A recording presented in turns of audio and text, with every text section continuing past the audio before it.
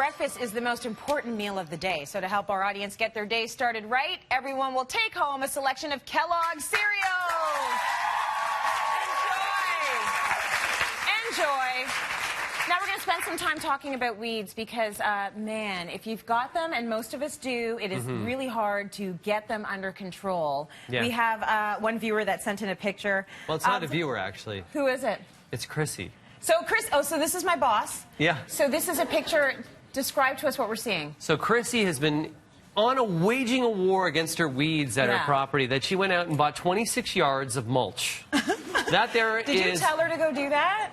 I told her to use some mulch and to put it down thick, but she bought out 26 yards of mulch.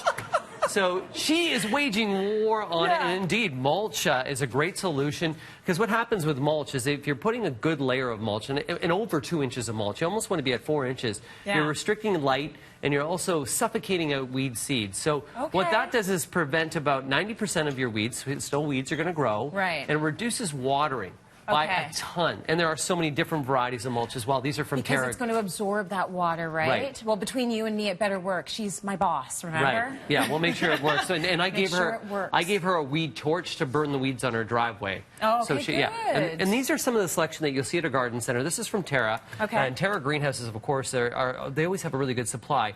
When it comes to weeds, there's so many different types. First off, there are annual weeds and there are perennial weeds. So you take, for instance, the classic dandelion that everybody kind of hates, and this is Weed Be Gone. That there is a perennial weed, and when it's a perennial weed, that means that you have to dig the root out. It doesn't matter whether you cut it or you trim it, or you're just hoping that next year it's not going to come back. It's going to have a very aggressive root system, and that's why a lot of the times you have these dandelion tools that we go and we go down and we shove them and we pick up the weeds and we get rid of them. Yeah.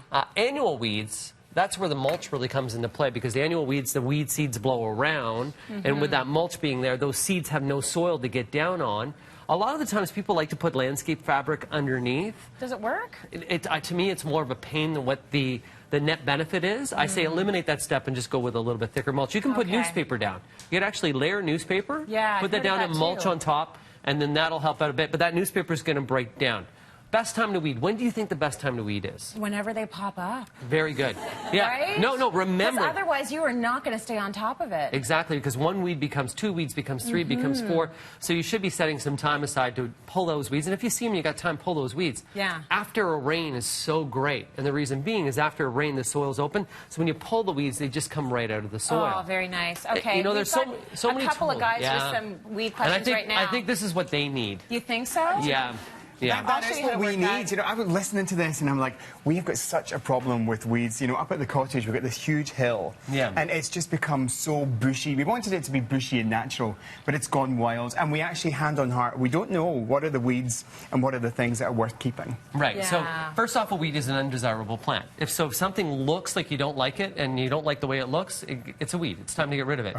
Secondly, there are invasive weeds. So say, for instance, some of the weeds up there, leaves of 3. You ever heard of that? Leaves of 3, you Scottish boys? Yeah, leaves of 3? Here in Ontario, if it's leaves of 3, you let it be. Okay. 4 or more, you can eat some more, right? Oh, nice. Leaves of 3 are always usually poison ivy, especially up in cottage country. Right. And with poison ivy, if you get it anywhere, remember, even if you burn poison ivy, say you burn that hill, it'll go airborne, you breathe it in, it'll cause a whole bunch of problems.